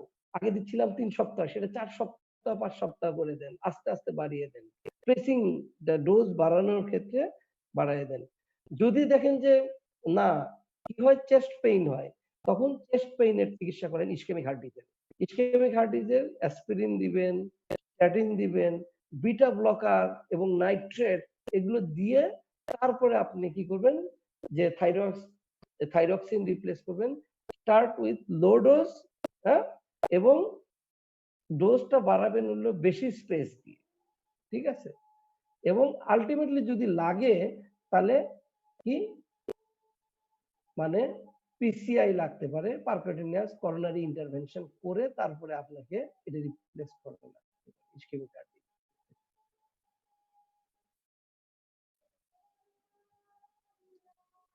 হাইপোথাইরয়েডিজম এন্ড প্রেগন্যান্সি, আমি কয়েকটা জিনিস বলে নেই, যে প্রেগন্যান্সিতে কয়েকটা জিনিস থাকে, যে থাইরক্সিনের ডোজটা একটু বাড়ানো লাগতে পারে, ঠিক আছে? থাইরক্সিনের ডোজটা রিকোয়ারমেন্টটা একটু বেশি থাকে, সেই জন্য 50 মাইক্রোগ্রাম একটু যে নরমাল থাকে তার চেয়ে একটু বেশি রাখতে পারে, কারণ এই ডোজে আমরা টিএসএইচটা, আমাদের মূল টার্গেটটা হবে টিএসএইচ লেভেলটা নরমাল রাখা। আর আমি আরেকটা জিনিস বলেছি যে যেহেতু আমরা টিবিজিটা বেড়ে যায়, ফলে টোটাল হরমোনটা বেড়ে যায়, সেই জন্য আমরা টোটাল না করে আমরা কি করি, FT4 সাধারণত, যে ফ্রি থাইরয়েড হরমোন। আচ্ছা, এবং থাইরয়েড হরমোন এই যে তারা বাচ্চার কগনিটিভ ইম্পেয়ারমেন্ট হবে, কারণ ব্রেন ডেভেলপমেন্টের জন্য খুব জরুরি দরকার এটা, এবং ফ্রিকুয়েন্ট মনিটরিং লাগে এই প্রেগন্যান্সিতে, টিএসএইচ এন্ড FT4, এবং অ্যাডজাস্ট করতে হয় নরমাল টিএসএইচ। তাহলে কয়েকটা জিনিস মনে রাখেন, যে আমরা প্রেগন্যান্সির সময় মানে ফ্রি T4 T3 এন্ড টিএসএইচটা করব, টিএসএইচ তো নরমালি ফ্রি হয় না, এবং এখানে সাধারণত ডোজ একটু বেশি লাগে, 50 মাইক্রোগ্রাম বেশি লাগে, এবং এখানে আমাদের মানে ফলো আপটা ফ্রিকুয়েন্ট করতে হয়। আর কি, যদি আমরা ট্রিট না করি তাহলে cognitive impairment of the offspring হতে পারে। এই কয়টা জানলে আপনাদের হবে। মিক্সিডিমা কোমা, এটা রেয়ার প্রেজেন্টেশন অফ হাইপোথাইরয়েডিজম, যেখানে ডিপ্রেস লেভেল অফ কনসাসনেস এবং এল্ডারলি পেশেন্ট থাকে যাদের মিক্সিমেটাস দেখা যায়। এবং এখানে হাইপোথার্মিয়া এবং কনভালশন অনেক সময় হয়। হাইপোথার্মিয়া এবং কনভালশন ওগুলো ম্যানিফেস্টেশনের সাথে হাইপোথার্মিয়া, কনভালশন এন্ড আনকনসাসনেস আসে। অনেক সময় আনকনসাসনেস হয় হাইপোগ্লাইসেমিয়ার জন্য, হাইপোন্যাট্রেমিয়ার জন্য, ঠিক আছে, এগুলোর জন্য। তাছাড়া কার্ডিয়াক ফেইলিউর অনেক সময় থাকতে পারে। তাহলে এই জিনিসগুলো, এটা হলো মেডিকেল এমার্জেন্সি এবং মানে চিকিৎসা কিন্তু আর্জেন্টলি দিতে হবে, আর্জেন্টলি। তাহলে এটাকে থাইরয়েড হরমোন রিপ্লেসমেন্ট, ঠিক আছে। আইভি ড্রাগ আমাদের থাইরয়েডে থাইরোনিন পাওয়া যায় না, যদি পাওয়া যায় তখন আপনার T3 আইভি বোলাস ডোজ দিবেন, ঠিক আছে। তারপর এইটা অনলি ক্লিনিক্যাল ইমপ্রুভমেন্ট হওয়া পর্যন্ত। তাই কিন্তু এই যে যেগুলো মিক্সি, মানে আপনি চিন্তা করছেন যে মিক্সিডিমা কোমা, সেটা দেওয়ার আগে অবশ্যই আপনি দেখে নেবেন কি যে অনেক সময় থাইরয়েড স্কার অথবা গয়টার আছে কিনা। যে যদি দেখেন স্কার, তার মানে কি এটা থাইরয়েডেক্টমি করা হয়ে গেছে। যদি দেখেন যে গলায় একটা স্কার আছে, আপনি হিস্ট্রি দিতে পারছেন না, তাহলে কি করবেন? ফার্স্ট স্টেরয়েড দিবেন, তারপরে দিবেন থাইরয়েড। কারণ এই রোগীগুলো তো অজ্ঞান আছে। আপনার যদি হয় যে পিটুইটারির কারণে হাইপোথাইরয়েডিজম যদি হয়, তাহলে কিন্তু ডেঞ্জারাস হবে, ঠিক আছে। সেই জন্য অনেক সময় যদি থাইরয়েডেক্টমির স্কার অথবা গয়টার না থাকে, তাহলে আমরা কি করি? তাদের আগে স্টেরয়েড দিয়ে হাইড্রোকর্টিসন ইনজেকশন দিয়ে তারপরে আমরা করি কি? থাইরক্সিন দিই। মিক্সিডিমা ম্যাডনেস দরকার নাই। সাবক্লিনিক্যাল হাইপোথাইরয়েডিজম আপনাদের বলেছি, প্রথমেই বলছি টিএসএইচ রেইজ থাকবে, কিন্তু T3 T4 concentration usually lower part of the normal range. এটা লোয়ার পার্ট কিন্তু নরমাল রেঞ্জের মধ্যে আছে। তাহলে এই পেশেন্টে দেখা যায় ক্লিনিক্যালি সাইন সিম্পটম নাই অনেক সময়, এজন্য বলি সাবক্লিনিক্যাল হাইপোথাইরয়েডিজম। ল্যাবরেটরিতে দেখা যাচ্ছে টিএসএইচ বেশি, আর T3 T4 ও নরমাল, কিন্তু এটা lower limit of the normal. এখান থেকে risk of thyroid over thyroid failure বেশি হয়। সাধারণত যাদের এনটিপিপিও থাইরয়েড পারঅক্সাইডেজ অ্যান্টিবডি থাকে, তাদের দেখা যায় কি কিছুদিন পরে 4 মাস 5 মাস 6 পরে আবার ওভার হাইপোথাইরয়েডিজম দেখা দিয়েছে। এই পেশেন্টদের আসলে থাইরক্সিন দিব কি না দিব, এগুলো অনেক ডাউটের বিষয়। সাধারণত যাদের অটো অ্যান্টিবডি পজিটিভ থাকে তাদের অবশ্যই হাইপোথাইরয়েডিজম হবে কোনো না কোনো সময়, সেজন্য তাদেরকে দেই। আর যদি কিছু নন স্পেসিফিক সিমটমের কথা বলে, তখন ট্রায়াল দেই থাইরক্সিন দিয়ে ইমপ্রুভ করে কিনা। হ্যাঁ, এইটুক পর্যন্ত আমাদের আজকে হাইপোথাইরয়েডিজম। কোনো কোশ্চেন থাকলে আমাকে করতে পারেন হাইপোথাইরয়েডিজম সম্পর্কে। বুঝলেন কিনা হাইপোথাইরয়েডিজম? আমি খুব সংক্ষেপে হাইপোথাইরয়েডিজম যতটুকু মনে রাখতে হবে সেটুকু বলে দিই। হাইপোথাইরয়েডিজমে মনে রাখতে হবে যে হাইপোথাইরয়েডিজমের মেইন কারণ হলো অটোইমিউন ডিজিজ। আচ্ছা, অটোইমিউন ডিজিজ, এবং এখানে কি হয়? স্পন্টিনিয়াস অ্যাট্রোফিক যে থাইরয়েড ফেইলিউর, এটা বেশি হয়। তাছাড়া অনেক সময় হাসিমোটোর থাইরয়েডাইটিস, তাছাড়া অনেক সময় রেডিও আয়োডিন অ্যাবলাশন অথবা থাইরয়েডেক্টমির কারণে হতে পারে। আর কিছু কারণ আছে যে ড্রাগসের কারণে হতে পারে, অনেক সময় সাব অ্যাকিউট থাইরয়েডাইটিসের কারণে হয়, তাছাড়া হয় কিছু কনজেনিটাল কারণে অথবা আয়োডিন ডেফিসিয়েন্সির কারণে। এটা হলো কারণ। থাইরয়েড ফেইলিউর দুই প্রকার। একটা হলো কি যে primary hypothyroidism, secondary hypothyroidism. Primary hypothyroidism is more common than the secondary hypothyroidism. Primary hypothyroidism T3 T4 কম থাকবে, TSH বেশি থাকবে। সেকেন্ডারিতে T3 T4 কম থাকবে, TSH ও কম থাকবে। এবং এগুলো বিভিন্ন জনের কাছে যেতে পারে। আমি বলছি যে অনেক সময় constipation, somnolence, cold intolerance, weight gain, deafness, ঠিক আছে, কনস্টিপেশন, মেনোরেজিয়া, ঠিক আছে, এই সমস্যাগুলো নিয়ে আসে এবং আলটিমেটলি আমাদের এদের ব্র্যাডিকার্ডিয়া পাই অনেক সময়। তারপরে কি পাই, delayed relaxation of the ankle jump, তাছাড়াও পাই হলো puffy face, thick skin, periorbital oedema, ঠিক আছে, এই জিনিসগুলো আমরা পাই এবং কনফার্ম কিভাবে করব আপনাদের বলে দিয়েছি। ঠিক আছে, কিছু কিছু ইনভেস্টিগেশন করতে হয়, T3, T4, TSH, তাছাড়া আমাদের অনেক সময় আমরা করি ইসিজি করি একটা ব্র্যাডিকার্ডিয়া, অনেক সময় দেখা যায় যে লো ভোল্টেজ ইসিজি, অনেক সময় হার্ট শ্যাডোটা বড় থাকে পেরিকার্ডিয়াল এলিভেশন হলে। চিকিৎসা হলো লাইফ লং থাইরয়েড রিপ্লেসমেন্ট এবং সাধারণত শুরু করি 50 মাইক্রোগ্রাম দেওয়া, তারপর আস্তে আস্তে ডোজটা বাড়াতে থাকি এবং 2-3 সপ্তাহ পর পরে ডোজ বাড়াই। টিএসএইচ, T3, T4 যেখানে নরমাল থাকে সেই ডোজটা মেইনটেইন করি। এটা সাধারণত এমটি স্টমাক সিঙ্গেল ডোজ সকালে সাধারণত আমরা দেই।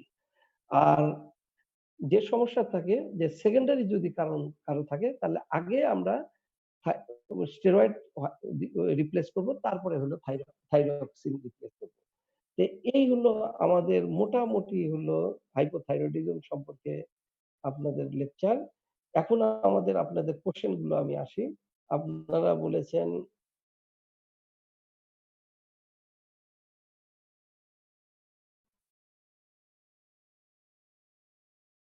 আচ্ছা, what is the cause of delayed relaxation of ankle jerk? এটা আসলে এগুলো জেনে আপনাদের খুব বেশি লাভ নাই। আপনারা শুধু জানবেন এটা delayed relaxation of the ankle jerk হয় কারণ এটাতে সিনাপটিক কিছু ডিলে থাকতে হয়। এটা মানে সিনাপস ইয়ের জন্য, নিউরোট্রান্সমিটার রিলিজের জন্য এটা খুব এসেনশিয়াল।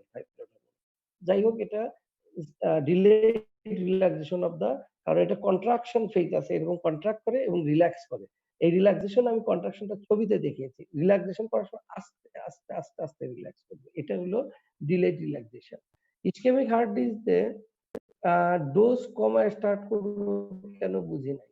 কারণ ইসকেমিক হার্ট ডিজিজ যদি ফুল ডোজে দেন প্রথম থেকে 50 মাইক্রোগ্রাম, তাহলে মেটাবলিজম বেড়ে যাবে, হার্ট রেট বাড়বে, কার্ডিয়াক কি হবে, ট্যাকিকার্ডিয়া হবে এবং হার্টের ডিমান্ড বাড়বে। ইসকেমিক হার্ট ডিজিজ হলে সেটা এমআই হতে পারে, সাডেন ডেথ হতে পারে। আচ্ছা, আয়োডিন ডেফিসিয়েন্সি এক্সোজেনাস সোর্স, শুধু এক্সোজেনাস সোর্সে ডেফিসিয়েন্সি হবে। আয়োডিন ডেফিসিয়েন্সিতে হাইপোথাইরয়েডিজম ইজ ভেরি রেয়ার, কারণ আমাদের আয়োডিনাইজেশন প্রোগ্রাম আছে। This is very very rare cause. আমি শুধু একাডেমিকের জন্য ওখানে দেখানোর জন্য বলেছি। মিক্সিডিমা কমাতে স্কার মার্ক কেন দেখবো? স্কার মার্ক দেখার কারণটা হলো গলায়, কারণ থাইরয়েডেক্টমি হয়েছে কিনা। থাইরয়েডেক্টমি যদি কোনো কারণে হয়ে থাকে তাহলে মিক্সিডিমা কমা হওয়ার চান্স থাকে। থাইরয়েডেক্টমির যদি স্কার থাকে তাহলে অবশ্যই আপনাকে দিবেন হলো তাকে স্টেরয়েড ফার্স্ট দিবেন। তার মানে ধরে নিতে পারেন তার থাইরয়েডেক্টমির স্কার আছে, এই স্কারের জন্য থাইরয়েড হরমোন নাই। তার মানে এটা প্রাইমারি, যদি যদি স্কার যদি না থাকে তাহলে হলো সেকেন্ডারি। থাকলে আরেকটু আবার একটু লিখে দেন, কারণ কোশ্চেন গুলো আমি চ্যাটটা হারিয়ে ফেলেছি আর তো এখানে দেখছি না। আচ্ছা, দুইটা কোশ্চেন আসছে। আচ্ছা আচ্ছা, স্কার, আচ্ছা, মানে স্কার যদি আপনার গলায় যদি দেখেন যে এরকম একটা থাইরয়েডেক্টমি স্কার আছে, তার মানে আপনি কনফার্ম যে এটা কি থাইরয়েডেক্টমি করা হয়েছে, সেজন্য আর থাইরয়েড হরমোন প্রডিউস হচ্ছে না, তাহলে এখানে কোনো স্টেরয়েডের দরকার নাই। কিন্তু যদি স্কার না থাকে তাহলে প্রাইমারি হওয়ার সম্ভাবনা, সেকেন্ডারি হওয়ার সম্ভাবনা। সেই জন্য যে যদি ব্রেইনের কারণে হয় তাহলে আপনাকে অবশ্যই স্টেরয়েড লাগবে। মানে এখানে থাইরয়েড হোক আর ব্রেনের কারণে হোক, আপনি আগে স্টেরয়েড দিবেন। একমাত্র স্টেরয়েড দিবেন না ডেফিনিট থাইরয়েডেক্টমি স্কার থাকে, তাহলে আপনার সেখানে স্টেরয়েড দেওয়ার দরকার নাই। আচ্ছা, ঠিক আছে, এটাই। এখন বুঝতে পারছেন কিনা বলেন? জি স্যার, বুঝেছি। আচ্ছা, ভাই, আচ্ছা, তে মিউকোপলিস্যাকারাইড, এটা কারণ থাইরয়েডের জন্য, এগুলো মেটাবলিজমের জন্য থাইরয়েড হরমোন ইজ এসেনশিয়াল। যে এই মেটাবলিজমটা কম হওয়ার জন্যই আসলে মিউকোপলিস্যাকারাইড গুলো মানে ইডিম জমা হয় সাবকিউটেনিয়াস টিস্যু, তার ফলে স্কিনটা ঠিক হবে, ঠিক হয় এবং এটা নন পিটিং হয়। সেকেন্ডারি হাইপোথাইরয়েডিজমে মানে যদি স্টেরয়েড আগে না দেন তাহলে রুগী মারবেন, আর কিছুই না। কারণ স্টেরয়েডটা যদি না দিয়ে থাইরয়েড হরমোন আগে দেন তাহলে কি হবে, মেটাবলিজম বাড়বে। মেটাবলিজম বাড়লে শরীরে যে স্টেরয়েড ছিল স্টেরয়েডের ডিমান্ড বাড়বে। তো এমনি তো স্টেরয়েড নাই, আবার ডিমান্ড বাড়ায় দিচ্ছেন, আর যে স্টেরয়েড ছিল ওটাকেও মেটাবলিজম করে ফেলবে।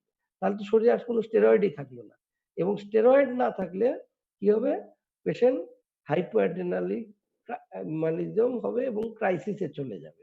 এটা পেশেন্ট আনকনশাস হবে, পেশেন্টটা মারাও যেতে পারে। আচ্ছা, হোয়াই দেয়ার ইজ ব্র্যাডিকার্ডিয়া? কারণ থাইরয়েড হরমোনটা সিম্প্যাথেটিক ড্রাইভ মেইনটেইন করার জন্য এসেনশিয়াল।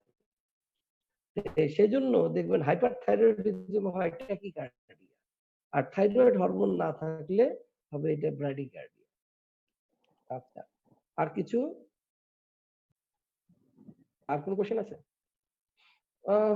আপনাদের ডোজটা আমার মনে হয় জানার দরকার নেই স্টেরয়েডের, কারণ স্টেরয়েডে যখন ক্রাইসিসে আমরা মিক্সিডিমা কমাতে দেই 100 মিলিগ্রাম হাইড্রোকর্টিসন থ্রাইস ডেইলি দেই। এটা আপনাদের জন্য খুব বেশি না, প্রয়োজন নেই আপনার এগুলো ডোজ জানার। একটা বলছেন যে is there any pulmonary symptom in hypothyroidism? এটা একটা ভালো কোশ্চেন বলছেন একজন। কারণ পালমোনারি সিম্পটম সাধারণত হাইপোথাইরয়েডিজমে তেমন হয় না, তবে ডিসনিয়া এটাকে আপনি কার্ডিওভাস্কুলার বলতে পারেন, পালমোনারিও বলতে পারেন। যেরকম যে অনেক সময় দেখা যায় যে হার্ট ফেলিউর ডেভেলপ করে, সেখানে ডিসনিয়া হয়, ডিসনিয়া কার্ডিওভাস্কুলার সিস্টেমও হতে পারে, পালমোনারি হতে পারে, কিন্তু ইউজুয়ালি অন্য কোনো পালমোনারি সিম্পটম হয় না।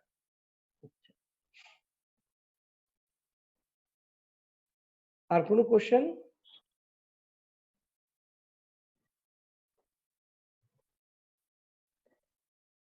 ভয়েস ফোর্স হওয়ার সাথে হাইপোথাইরয়েডিজম রিলেশন কি? এই যে গলার এদিকে মিউকোপলিস্যাকারাইড সবকিছু জমা হয়, জমা হয়ে আপনার যে ভোকাল কর্ড এইটাতে সমস্যা করে, সেজন্য হোর্স ভয়েস হয়। দেখবেন যে এই জন্য টেলিফোনে দিয়েও ডায়াগনোসিস করা যায়। হাইপারটেনশন, কারণ অ্যাথেরোস্ক্লেরোসিস হয় এখানে, মানে কি বলে, আফটার লোড বাড়ে, এগুলো হাইপারটেনশন নিয়ে প্রেজেন্ট করে অনেক সময়। সিস্টোলিক এন্ড ডায়াস্টোলিক, সাধারণত ডায়াস্টোলিক হাইপারটেনশন হয় বেশি, আর সিস্টোলিক হাইপারটেনশন হয় বেশি সবচাইতে কি হাইপারথাইরয়েডিজম। আচ্ছা, দেখবেন সেই জন্য হাইপারথাইরয়েডিজম যখন হাইপারটেনশন পড়িয়েছি ওখানে এন্ডোক্রাইন কজের মধ্যে আমি কি বলেছি, হাইপোথাইরয়েডিজম বলেছি, হাইপারথাইরয়েডিজম বলেছি, ডিসলিপিডিমিয়া, হাইপারটেনশন, এগুলো সবকিছু হয়। আর কোনো কোশ্চেন? আচ্ছা, আর কোশ্চেন না থাকলে আমরা আস্তে আস্তে শেষ করে দিব। আপনাদের স্যার, হাইপোথাইরয়েডিজম কনস্টিপেশনে কি মেটাবলিজম কমে যাওয়ার কারণে হচ্ছে? বুঝলাম না কি স্যার, কোশ্চেনটা কি বলেন? কনস্টিপেশনটা কেন হচ্ছে? আচ্ছা, কনস্টিপেশন, এই যে আপনার মোটিলিটির জন্য মেইনটেইন করার জন্য যে এই থাইরয়েড হরমোনটা হলো এসেনশিয়াল, ঠিক আছে? সিম্প্যাথেটিক ড্রাইভ, মোটিলিটি, এগুলোর জন্য কি, মোটিলিটির জন্য থাইরয়েড, যেরকম সেজন্য হাইপারথাইরয়েডিজম পেশেন্ট হাইপারডিফিকেশন নিয়ে আসে, হাইপারথাইরয়েডিজম যে বারবার ফর্মস তৈরি হচ্ছে। এটা নিয়ে অনেক সময় দেখবেন যে কি যায় হলো গ্যাস্ট্রোএন্টারোলজিস্টের কাছে। কেন? মানে হাইপারথাইরয়েডিজমে ওয়েট লস হয়, তার সাথে বারবার পায়খানা, অনেক সময় ম্যাল অ্যাবজর্পশন হচ্ছে এরকম মনে করে অনেকে। এরকমও আমি কেস পেয়েছি, গ্যাস্ট্রোএন্টারোলজিস্টের কাছে ম্যাল অ্যাবজর্পশন হিসেবে গিয়েছে হাইপারথাইরয়েডিজম। আর on the other hand hypothyroidism presents with constipation. জি, আর কোনো কোশ্চেন?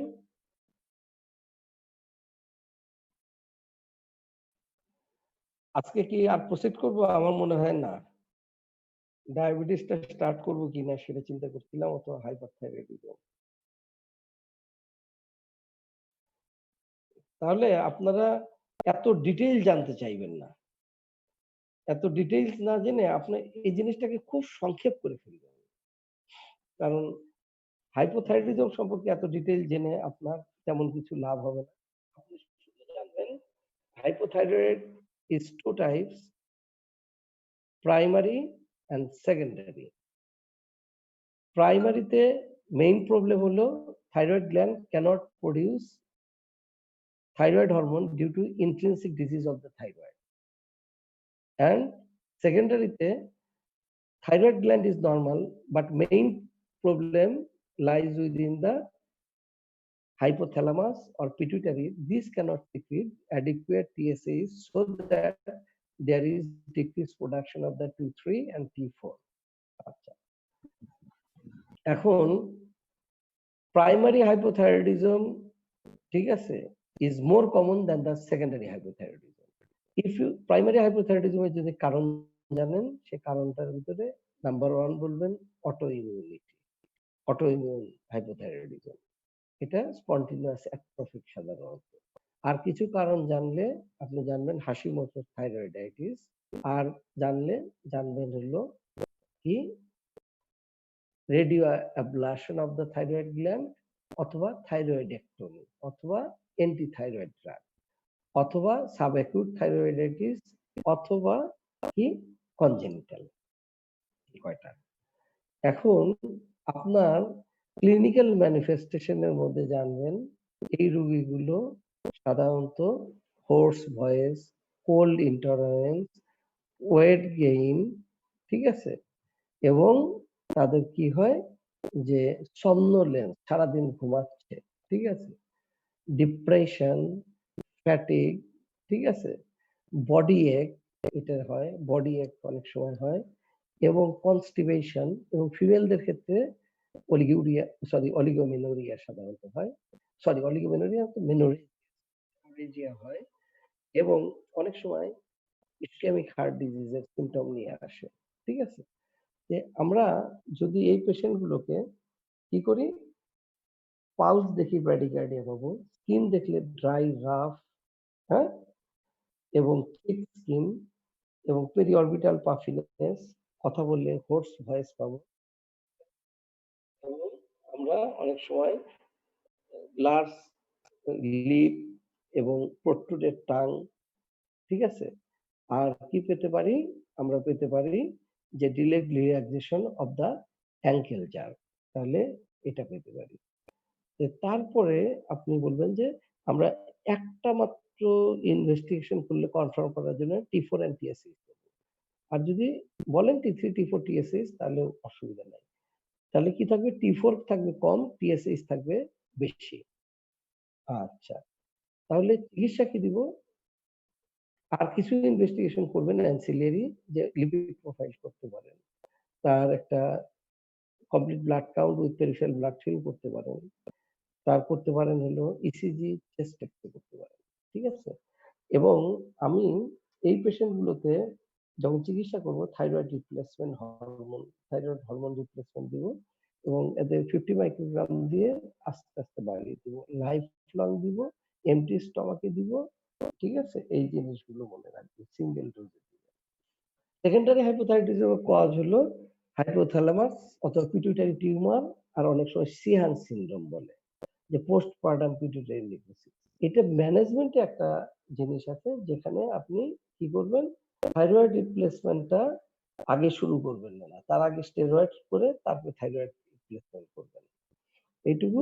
সাবঅ্যাকিউট, যে আমরা সাবক্লিনিক্যাল থাইরয়েড, যেটা হাইপোথাইরয়েডিজম বলি, এখানে T3, T4 হলো lower limit of the normal range, but TSH is a bit high, এবং পেশেন্ট ইজ ইউজুয়ালি অ্যাসিম্পটোমেটিক। এদের চিকিৎসা করবেন কিনা সেটা ডিপেন্ড করবে অনেকগুলো ফ্যাক্টরের উপর। যদি একটু মানে নন স্পেসিফিক সিমটম থাকে, তখন আপনি দিয়ে দেখতে পারেন কমে কিনা, অথবা যাদের থাইরয়েড পারঅক্সিডেজ অ্যান্টিবডি বেশি থাকে তাদের আপনি চিকিৎসা করতে হবে, কারণ ওভার ফেইলিউরটা খুব বেশি হয় তাদের। আর প্রেগন্যান্সির সময় মনে রাখবেন কয়েকটা জিনিস, প্রেগন্যান্সির সময় একটু ডোজ 50 মাইক্রোগ্রাম অনেক সময় বেশি লাগতে পারে। তারপরে এখানে free T3, T4 and TSH টা এর জন্য ডায়াগনোসিসের জন্য পাঠাবো, এবং প্রেগন্যান্সিতে খুব ক্লোজ মনিটরিং লাগে, এবং ব্রেন ডেভেলপমেন্টের জন্য বাচ্চার খুব এসেনশিয়াল, সো কগনিটিভ ইম্পেয়ারমেন্ট যাতে না হয় সেজন্য অবশ্যই চিকিৎসা লাগবে এটা। আর কি বলছিলাম, প্রেগন্যান্সি বললাম, এগুলো বলছি, এই তো শেষ। জি, এর ভিতরে আর কিছু কোশ্চেন যদি জানার থাকে আপনি বলবেন।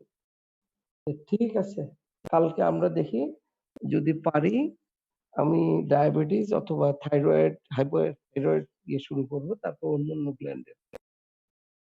ঠিক আছে, থ্যাংক ইউ।